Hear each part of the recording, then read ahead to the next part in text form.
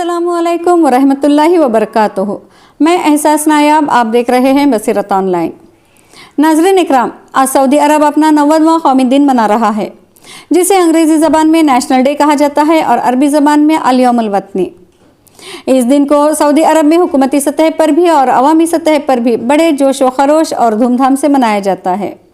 आज के दिन पूरे मुल्क में हुकूमत की जानिब से आम छुट्टी रहती है और इसके अलावा मुल्क के तमाम शहरों में छोटे और बड़े पैमाने पर मुख्तलिफ रंगारंग तक़रीबात का इनेकाद किया जाता है और बच्चे, जवान, बूढ़े सभी इस दिन को जश्न के तौर पर मनाते हैं। नाज़रीन इकराम, क्या आपको मालूम है कि ये सऊदी नेशनल डे क्या है और आज ही के दिन यानी हर साल 23 सितंबर को ही क्यों मनाया जाता है? आखिर इसके पीछे की वजूहात क्या हैं और इसकी तारीख़ी हैसियत क्या है?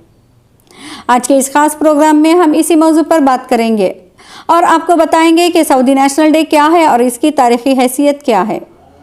तो चलिए नाज़रीन, प्रोग्राम शुरू करने से पहले अगर अभी तक आपने हमारे चैनल को सब्सक्राइब नहीं किया है तो जल्दी से सब्सक्राइब ज़रूर करें। अगर आप चाहते हैं कि हमारी तमाम वीडियो सबसे पहले आप तक पहुंचे तो घंटी ज़रूर दबाएं। इसी के साथ अगर वीडियो पसंद आए तो लाइक करें और अपने दोस्तों में शेयर ज़रूर करें।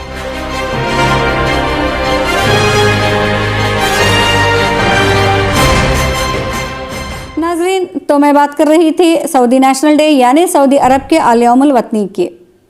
जी हाँ, जैसे कि आप जानते हैं कि दुनिया के तमाम ममालिक के लिए साल का एक दिन बहुत ख़ास होता है। इसकी वजह हर मुल्क के लिए अपनी अपनी तारीख़ की वजह से अलग अलग होती है।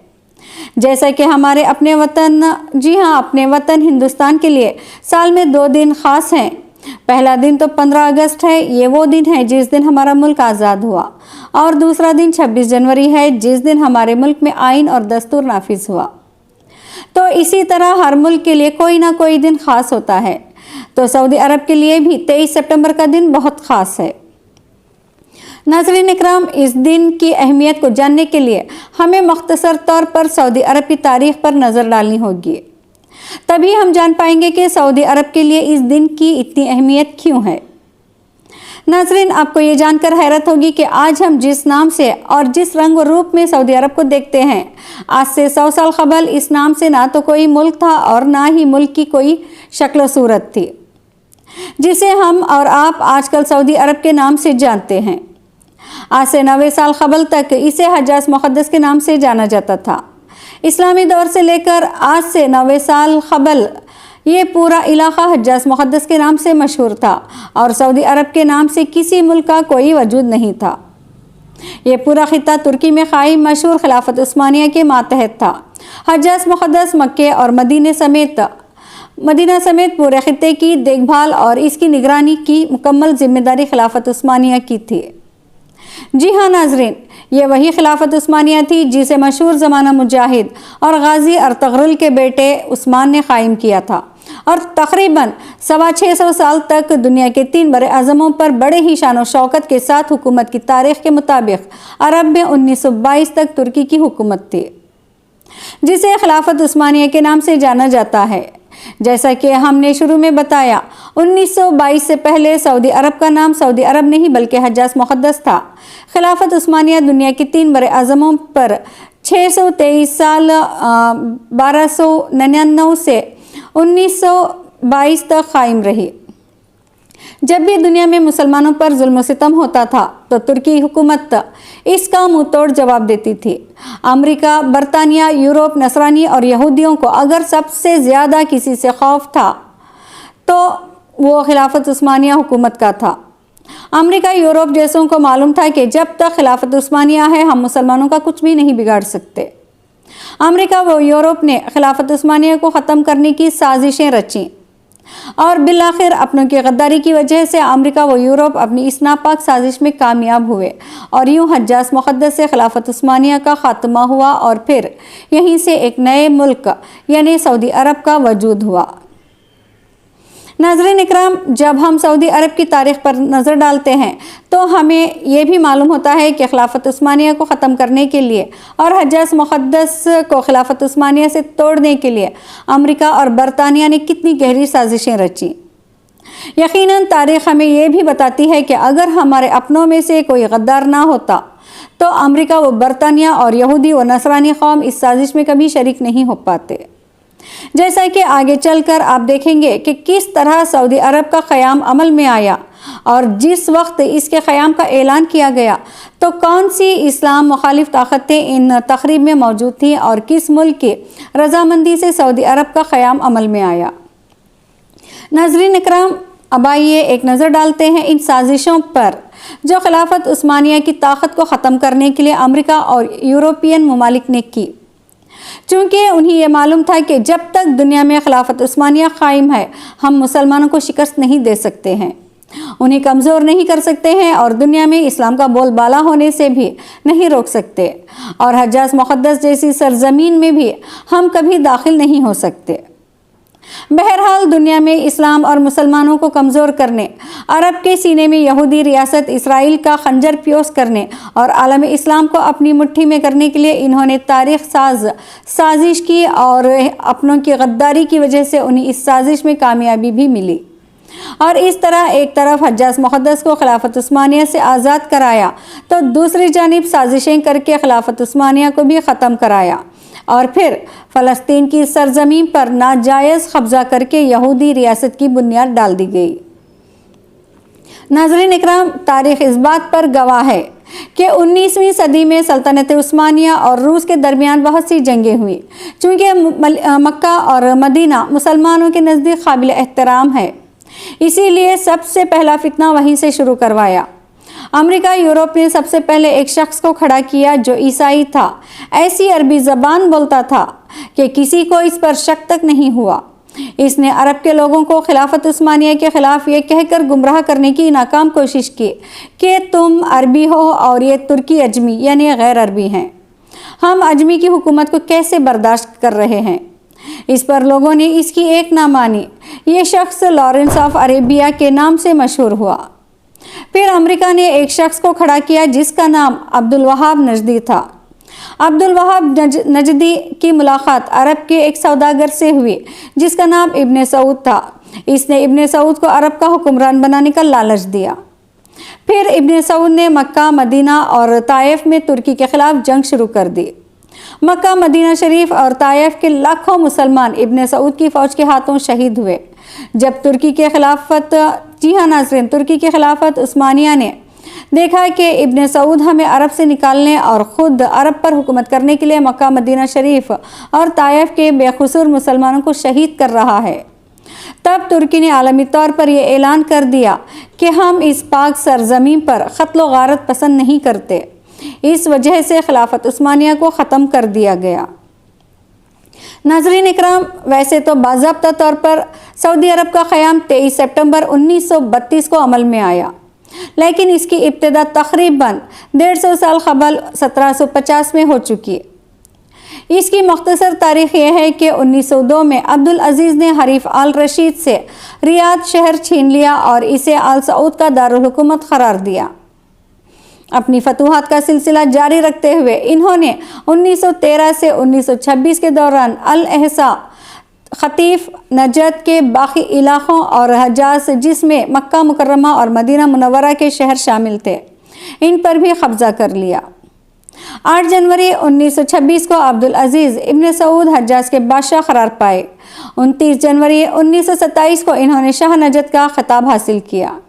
20 مئی 1927 کو معاہدہ جدہ کے مطابق برطانیہ نے تمام مقبوضہ علاقوں جو اس وقت مملکت حجاز و نجد کہلاتے تھے پر عبدالعزیز ابن سعود کی حکومت کو تسلیم کر لیا۔ 1932 میں برطانیہ کی رضامندی حاصل ہونے پر مملکت حجاز و نجد کا نام تبدیل کر کے مملکت سعودی عرب رکھ دیا گیا، اور اس طرح سے خلافت عثمانیہ کے تحت حجاز مقدس اب سعودی عرب بن گیا۔ یعنی مملکت کے پہلے بادشاہ جنہیں برطانیہ کی رضامندی سے بادشاہ بنایا گیا تھا، انہوں نے حجاز مقدس کا نام بدل کر اپنے خاندان آل سعود کے نام پر اس ملک کا نام رکھ دیا، اور آج پوری دنیا میں یہ ملک سعودی عرب کے نام سے مشہور ہے، اور آج حجاز مقدس تاریخ کا حصہ بن کر رہ چکا ہے، اور اس نام سے صرف وہی لوگ واقف ہیں جو اسلامی علوم اور اسلامی تاریخ سے بخوبی واقف ہیں۔ नाज़रीन इकराम, ये थी सऊदी अरब के क़याम की मुख्तसर तारीख़। अब जब कि सऊदी अरब अपना 90वां कौमी दिन मनाने जा रहा है, तो मैं मुनासिब समझती हूँ कि सऊदी अरब के हवाले से मज़ीद कुछ मालूमाती बातों का ज़िक्र करूँ, जिसका जानना हर मुसलमानों के लिए, जी हाँ नाज़रीन, हर मुसलमान के लिए ज़रूरी है। नाज़रीन, आज की दुनिया में सऊदी अरब को तेल की दुनिया का बेताज बादशाह कहा जाता है। सऊदी अरब को तेल की दौलत ने इतना माला माल किया कि पूरी दुनिया की नज़र इस पर जाकर टिक गई। क्या आपको मालूम है कि तेल की ये दौलत कब दरियाफ्त हुई? जी हाँ, मार्च 1938 में तेल की दरियाफ्त ने मुल्क को माशी तौर पर ज़बरदस्त इस्तेहकाम बख्शा और मुमलिकत में खुशहाली का दौरा हो गया। सऊदी अरब की हुकूमत का बुनियादी अदारा आल सऊद की बादशाहत है। 1992 में इख्तियार किए गए बुनियादी क़वानीन के मुताबिक सऊदी अरब पर पहले बादशाह अब्दुल अज़ीज़ इब्न सऊद की औलाद हुक्मरानी करेगी और कुरान मुल्क का आइन और शरीयत हुकूमत की बुनियाद है। अगर सऊदी अरब की सियासी पार्टियों की बात करें तो चूँकि वहाँ मुकम्मल तौर पर बादशाही निज़ाम कायम है, इसीलिए मुल्क में कोई तस्लीम शुदा सियासी पार्टी नहीं है और ना ही इलेक्शन होते हैं। अलबत्ता 2005 में मकामी इंतखाबात का इनेकाद हुआ। बादशाह के इख्तियारात शरई क़वानीन और सऊदी रिवायात के अंदर महदूद हैं। इलावा अज़ीज़ इसे सऊदी बादशाही ख़ानदान, उलमा और सऊदी माशरे का दीगर अहम अनासिर का इत्तेफाक भी चाहिए। सऊदी अरब दुनिया भर में मसाजिद और कुरान स्कूलों के क़याम के ज़रिए इस्लाम की तरवीज करती है। शाही ख़ानदान के अहम अरकान उलमा की मंजूरी से शाही ख़ानदान में किसी एक शख्स को बादशाह मुंतखब करते हैं। क़ानून साजी वज़रा की कौंसिल अमल में लाती है जो लाजमी तौर पर शरीयत इस्लामी से मुताबिकत रखती हो। अदालत शरई निज़ाम की पाबंद हैं, जिनके काजियों के तकर्रुर आला अदालती कौंसिल की सिफारिश पर बादशाह अमल में लाता है। सऊदी अरब का, जी हाँ नाज़रीन, सऊदी अरब को इंतज़ामी लिहाज से 13 इलाक़ों या सूबों में तकसीम किया गया है, जिनको अरबी ज़बान में मुनातिक़ कहते हैं। अगर हम बात करें सऊदी अरब की आबादी की, तो ताज़ा तरीन एदाद-ओ-शुमार के मुताबिक सऊदी की कुल आबादी 3,48,13,871 है। तकरीबन 80% सऊदी बाशिंदे नस्ली तौर पर अरबी हैं। मज़ीद बरां चंद जनूबी और मशरिक़ अफ्रीकी नस्ल से भी ताल्लुक़ रखते हैं, जो चंद सौ साल क़बल अवलन ग़ुलाम बनाकर यहाँ लाए गए थे। सऊदी अरब में दुनिया भर के 70 लाख तारिकीन वतन भी मुक़ीम हैं, जिनमें हमारे मुल्क हिंदुस्तान के 14 लाख, बांग्लादेश के 10 लाख, पाकिस्तान के 9 लाख, फ़िलिपीन के, जी हाँ नाज़रीन, फ़िलिपीन के 8 लाख और मिस्र के 7,50,000 बाशिंदे शामिल हैं। ग़रीबी ममालिक के अरब बाशिंदों की बड़ी तादाद में मुमलिकत में बरसर रोज़गार है। सऊदी अरब में मगरबी ममालिक से ताल्लुक़ रखने वाले 1 लाख बाशिंदे भी क़याम पजीर हैं। मुमलिकत सऊदी अरब जज़ीरे नुमाए अरब के 80% रकबे पर मुश्तमिल है। मुत्तहिदा अरब इमारात, ओमान और यमन के 7 मुंसलिक मुल्क की सरहदों का बड़ा हिस्सा गैर मुतअय्यन है, इसलिए मुल्क का ऐन दुरुस्त रकबा अब भी नामालूम है। सऊदी हुकूमत के अंदाज़ों के मुताबिक मुमलिकत का रकबा 22,17,949 मुरबा किलोमीटर, 8,56,300, जी हाँ नाज़रीन, 356 मुरबा मील है। सऊदी अरब का मौसम मजमूई तौर पर शदीद गर्म और खुश्क है। सऊदी अरब में बारिश बहुत कम होती है, ताहम कभी कभार मौसलाधार बारिश से वादियों में ज़बरदस्त सैलाब आ जाते हैं। 1932 में मुमलिकत सऊदी अरब के क़याम के वक्त हर बाशिंदे की तालीम तक रसाई नहीं थी और शहरी इलाक़ों में मसाजिद से मुल्हिक़ मदारिस में तालीम की महदूद और इनफरादी कोशिशें हो रही थीं। इन मदारिस में शरीयत इस्लामी और बुनियादी तालीम सिखाई जाती है, ताहम गुज़िश्ता सदी के इख्तिताम तक सऊदी अरब एक कौमी तालीमी निज़ाम का हामिल है, जिसमें तमाम शहरियों को स्कूल से क़बल से लेकर जामिया की सतह तक मुफ्त तरबियत फ़राहम की जाती है।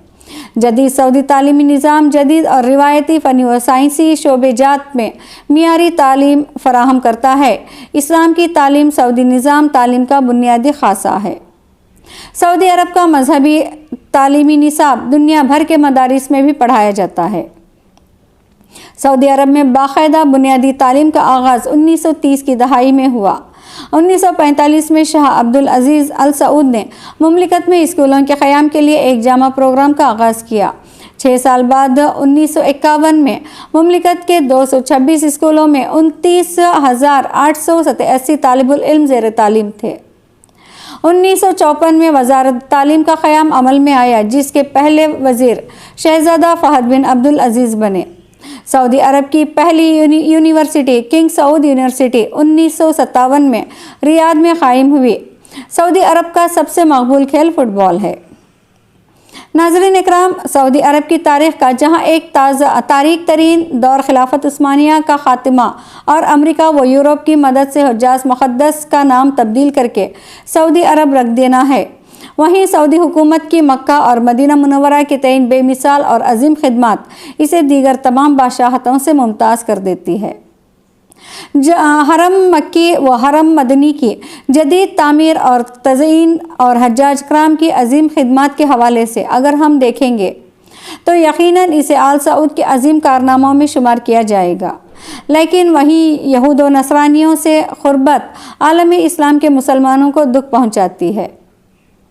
अल्लाह से दुआ है कि अल्लाह सुब्हान तआला मक्का मुकर्रमा और मदीना मुनव्वरा और हज्जाज मुक़द्दस के इस्लामी आसार की हिफाजत फरमाए और वो दिन दिखाए कि एक बार फिर से खिलाफत का दौर शुरू हो और हज्जाज मुक़द्दस को फिर से वही मकाम हासिल हो सके। वैसे ये बातें नामुमकिन ज़रूर लगती हैं, लेकिन अल्लाह की ज़ात से कुछ भी नामुमकिन नहीं है।